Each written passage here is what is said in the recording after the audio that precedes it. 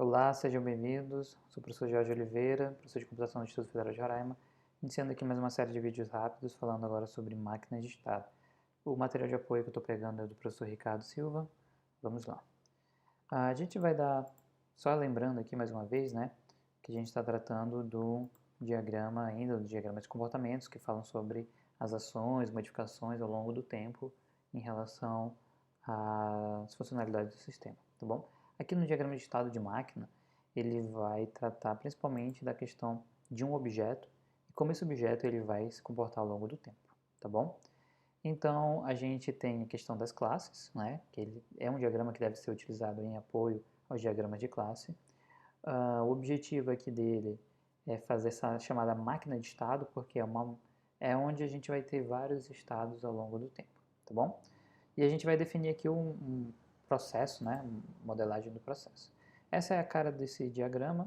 A gente tem, por exemplo, o início, os estados representados por esses elementos, né? E a gente tem aqui a finalização ainda com esse elemento com a bolinha preenchida com o círculo, né? E as mensagens possíveis aqui que podem acontecer, tá bom? Aqui a gente tem um exemplo, né? Só para deixar bem claro como é que seria esse processo. Imaginem que a gente tem aqui uma máquina de terminal de autoatendimento de um banco, né? Um caixa eletrônico. A gente tem o estado inicial, representado aqui, ele vai entrar no estado de espera, né? E nesse estado a gente tem, por exemplo, quando a gente insere o cartão, a máquina ela vai começar a ativar, vai começar a entrar em processamento.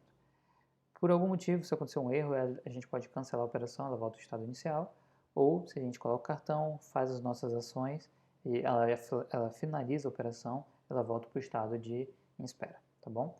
Depois disso, a gente tem uma outra possível situação, é quando a máquina ela entra em estado de suspenso, digamos, ela está quebrada, então ela fica fora do serviço.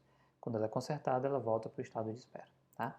Outro exemplo simples que a gente tem é o estado da água. Então, quais são os possíveis estados da água? Isso daí a gente já viu nas aulas de ciência, enfim. Que a gente tem, por exemplo, o estado líquido, né, o gasoso, o estado ali congelado, né? E a gente pode ter as possíveis modificações de um estado para o outro, até mesmo o estado ali de plasma, né? Então, em que situação, em que condições ocorre essa transformação, né, do estado líquido para o estado gasoso, enfim, a gente tem esses possíveis estados, nada mais é do que isso, né? Então, pensando na água como um objeto, esses seriam os possíveis estados da água. Para isso serve o diagrama de máquina de estado, representar os possíveis estados de um objeto, tá bom? Então, a gente tem aqui o estado, o que ele é, uma situação. Então, em um determinado momento, tá, da vida do objeto, ele vai ter aquele estado. E a transição é em que situação a gente consegue transformar esse estado para fazer a modificação desse estado, tá bom? Passando bem rápido aqui, a gente tem o estado, se ele está representado de forma vazia, né? A gente também tem o estado final e o estado inicial. O estado final é quando ele não dá mais para sair daquele estado.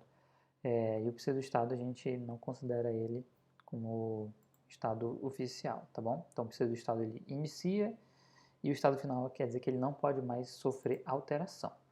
Um estado final é como, imaginem a situação que a gente tem uma lâmpada ligada e a gente tem a situação dela desligada. A gente tem a modificação desses dois estados, ligado, desligado, ligado, desligado. E uma terceira alternativa seria estar aquela lâmpada quebrada. E imagine que se eu quebro uma lâmpada, não tem mais como eu consertar. Esse seria o estado final dela. A gente tem dentro aí um pouco mais avançado, a gente tem algumas situações onde eu tenho um método de entrada, execução e saída. São métodos mais avançados que eu posso colocar aqui para especificar o meu objeto, né? E aqui ocorre a transição, quando eu saio de um estado para o outro, a gente chama esse processo de transição. Na transição eu posso definir as informações, se eu quero colocar condições, se é um vencedor, se não é vencedor, ou colocar o nome da mensagem, eu posso colocar mais informações ali, quantidade de vezes que aquilo se repete, tá? E aqui, por exemplo, se eu tenho um estado e ele chega no estado final com um X, né? Eu não vou mais querer aquele objeto. Uma situação aqui interessante é quando a gente tem, por exemplo, uma especificação maior do estado. Então eu tenho, imagine para um carro, eu posso ter o carro parado ou em movimento. Só que em movimento ele assume subestados, né? Que seriam esses subestados?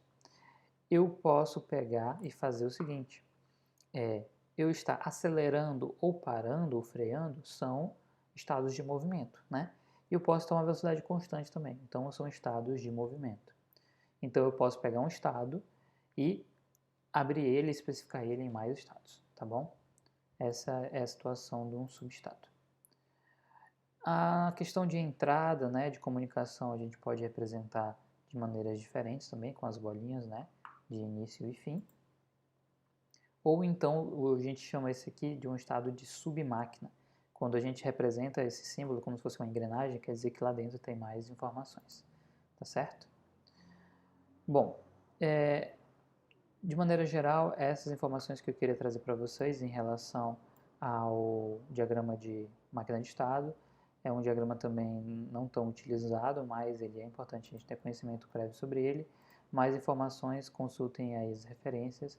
Obrigado por ter assistido esse vídeo e até